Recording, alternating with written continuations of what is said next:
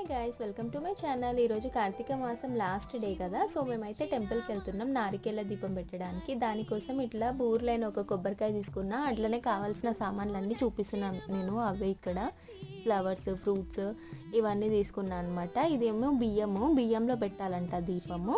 ఇంటి నుంచి శివయ్య మీద అభిషేకం చేయడానికి వాటర్ కూడా తీసుకున్నాను నేను. ఇంకా నేనైతే అన్నీ రెడీగా పెట్టుకొని కూర్చున్నా.